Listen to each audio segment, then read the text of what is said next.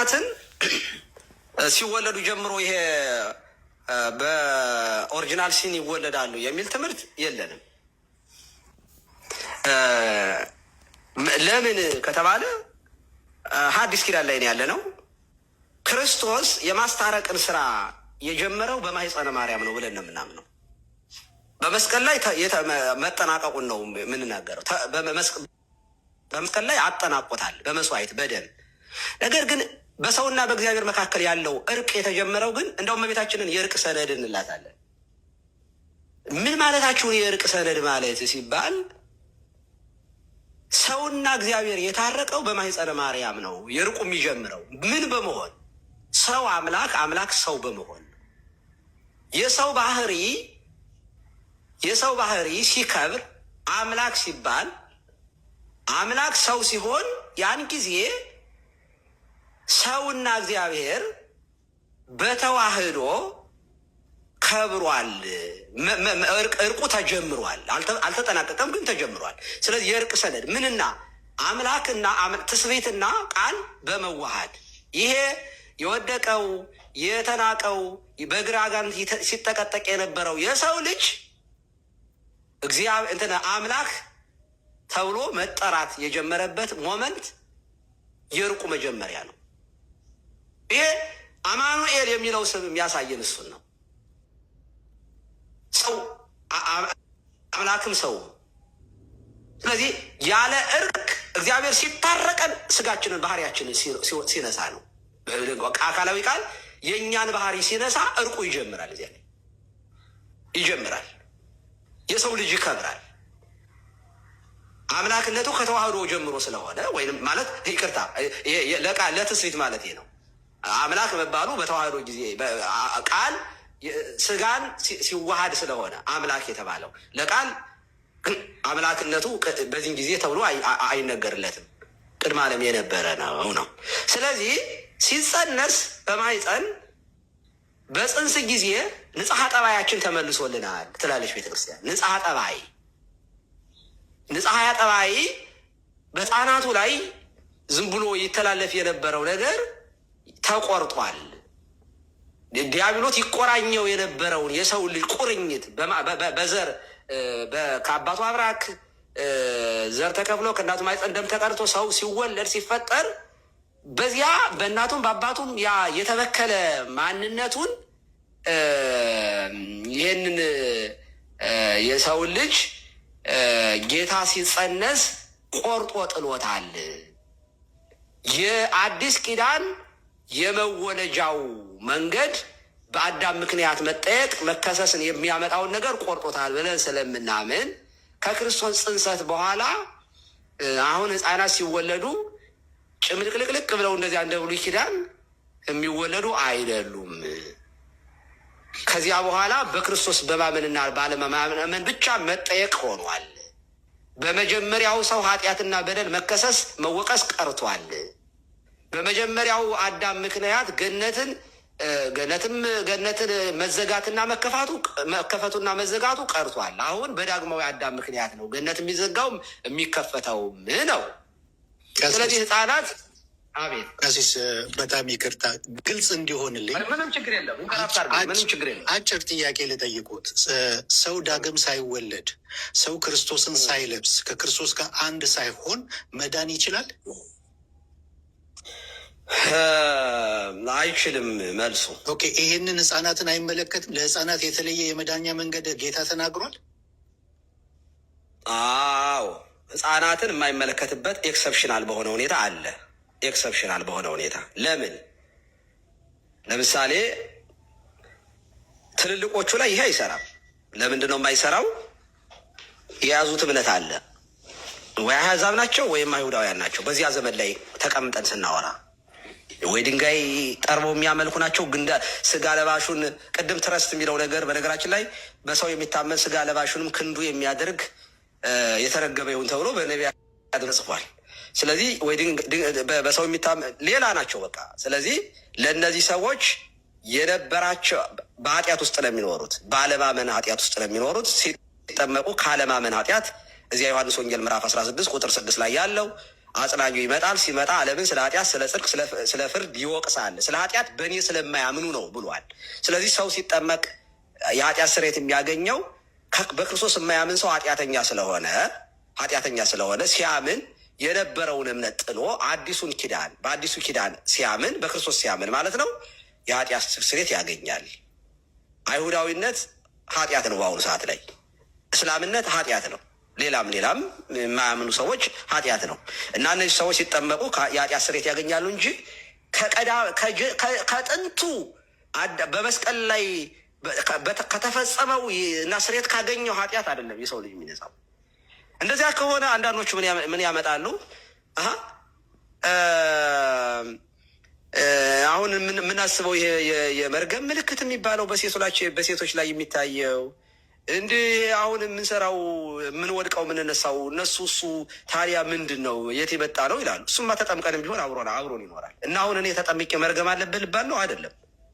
እሱ የመወቀሻ የመከሰሻ መሆኑ ቀርቷል። መንገዱ ተቀይሯል። ማስከሰሻ መሆኑ ቀርቷል። ምልክቱ እኮ ይታያል እኮ። ለምሳሌ በሴቶች ላይ የሚታየው ነገር ግን የወር አበባ ነው የምንለው አሁን እኛ። መርገም አይደለም። ሲወለዱም በዚያ በመርገም ጨርቅ አይደለም እየተጠቀለሉ ልጆች የሚወለዱት ኖ፣ በመርገም ጨርቅ ተጠቅልሎ መወለድ ቀርቷል። እርግማን የሚሆነው አሁን መርገም የሚሆነው በክርስቶስ አለማመን ነው። ብራዘር ዴ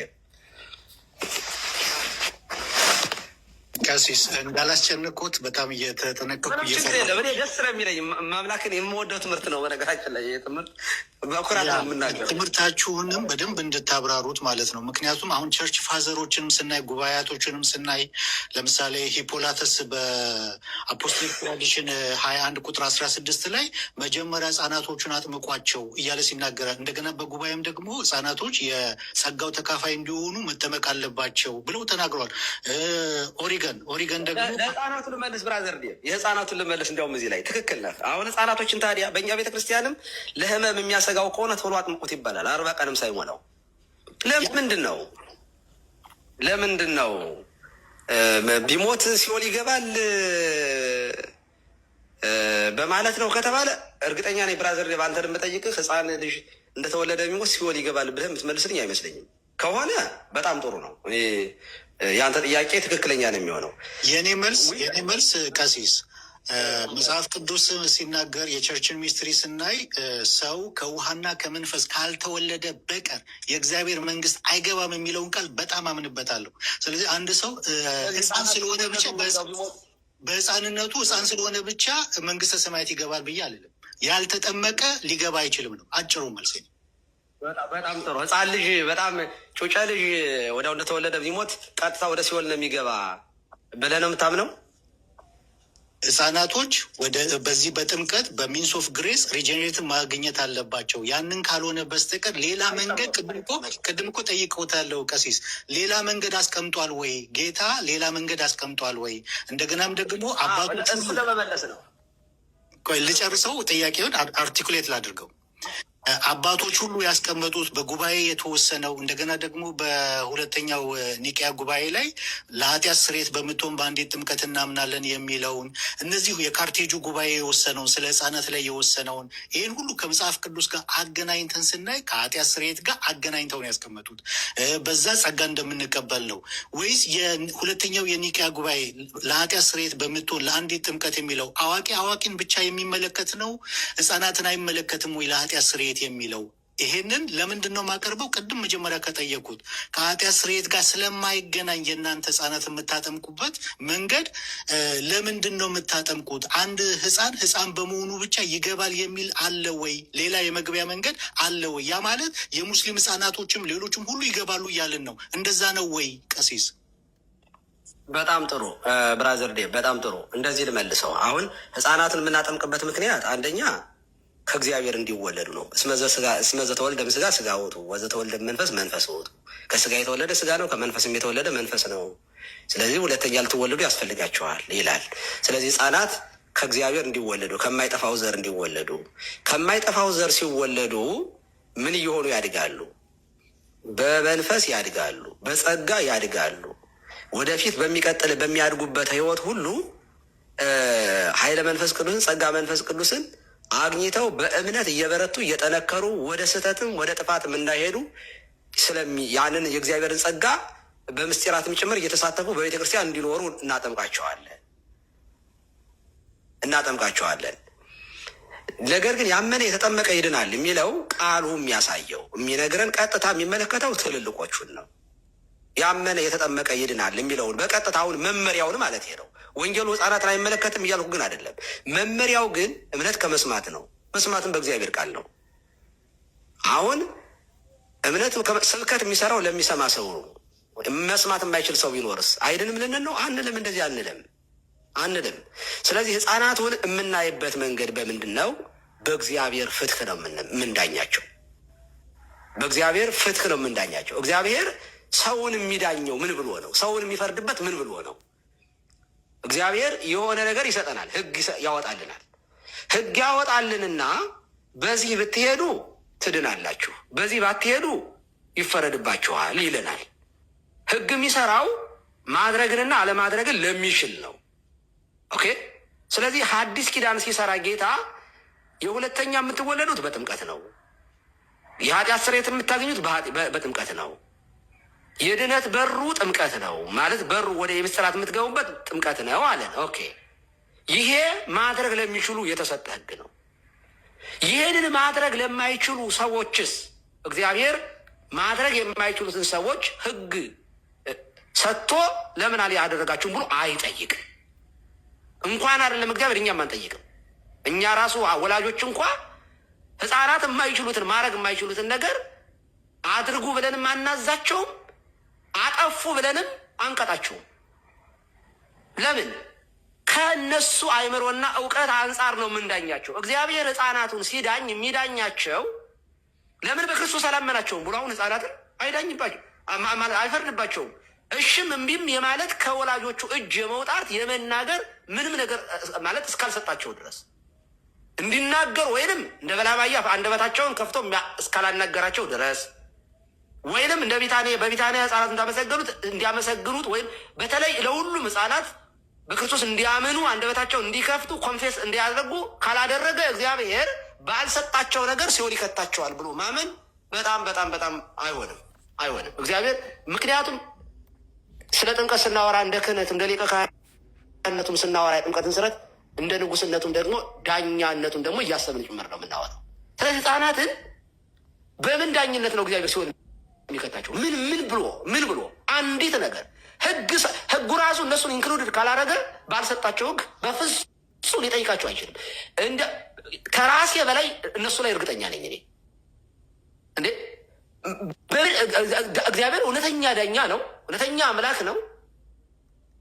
ሲፈርድ ባልሰጣቸው ህግ አይጠይቃቸውም። በጣም የለም እንደዚህ የሚል ለህፃናቱ እንደዚህ ህፃናትንም እንደዚህ ወይ እመኑብኝ አለበለዚያ ሲኦል እከታቸዋለሁ እስከሚል እስከሌለ ድረስ በዚህ ደረጃ አንናገርም። ታዲያ ለምንድን ነው ቶሎ አንደኛ ህፃናቱን ሊጠመቁ ቤተክርስቲያን 40 ቀን እንኳ ባይሆኑ ቶሎ ይጠመቅ የምትልበት ዋና ምክንያት እንዳልኩት ቢጠመቁ አንደኛ ሊድኑ ይችላሉ። በጥምቀቱ ውስጥ ራሱ ከዚህ ዓለም ሞት ራሱ ሊድኑ ይችላሉ። ጤናቸው ራሱ ሊመለስ ይችላል። ሁለተኛ ወላጆቹ ራሱ በመጠመቃቸው በቤተ ክርስቲያን ውስጥ ልጆቹ በማለፋቸው የሚኖራቸው ትረስት እንትን አለ። ሶስተኛ ህፃናት እንዳይዘገዩ ህፃናትን አንዳንዶቹ ህፃናት ናቸው ምን ችግር አለ ምንም አይሆኑም ህፃናትን እግዚአብሔር አይጠይቃቸውም እያሉ ከማጥመቅ እንዳይዘገዩ ለጥምቀት በጣም ትኩረት እንዲሰጥ ቤተክርስቲያን ይህንን ታደርጋለች እንጂ ህፃናትን አንድ ህፃን ልጅ እንደተወለደ ቢሞት ሲኦል ይገባል ከተባለ ሲኦል መግቢያውና መውጫው ምንድን ነው ነው ጥያቄው። ሲኦል የሚያስገባውና የሚያስወጣው ምንድን? የሐዲስ ኪዳን ህግ ነው። ምን የሚል? በልጁ የሚያምን የዘላለም ህይወት አለው፣ ያላመነ ይፈረድበታል። የሐዲስ ኪዳን ህግ ይሄ ነው። ይሄንን ህግ የተላለፈ ሁሉ ይጠየቃል። ህፃናት ግን ይህንን ተላልፈዋል ወይ ነው? አልተላለፉም። የሚተላለፉበት ፕሮባቢሊቲ እሽና እምቢ የሚሉበት የላቸውም። ስለዚህ በሌለ ህግ እግዚአብሔር ሲኦል አይከትም። ኢቭን እንኳን ለአዳምና ለሔዋን ህግን ሲሰጥ ህጉን ማገናዘብ በሚችሉበት እድሜ ፈጥሯቸው ነው። የአንድ ዓመት ልጅ የሁለት ዓመት ልጅ ህፃን አድርጎ ለአዳምና ሔዋን የፈጠራቸው። በቤተ ክርስቲያን ታሪክ በመጽሐፍ ቅዱስም እኛ በንቀበላቸው መጻሕፍቶችም በሌሎችም በቀሌምንጦስ ላይ እንደሚናገረው የ30 እና የ15 ዓመት እድሜ ሆነው ነው የተወለዱት አንተ የተፈጠሩት አዳምና ሔዋን። ስለዚህ ማገናዘብ በሚችሉበት ሁኔታ ነው ህጉ የተሰጣቸው አትብሉ የሚለው ህግ እና በዚህ አይነት መንገድ ነው በመለስ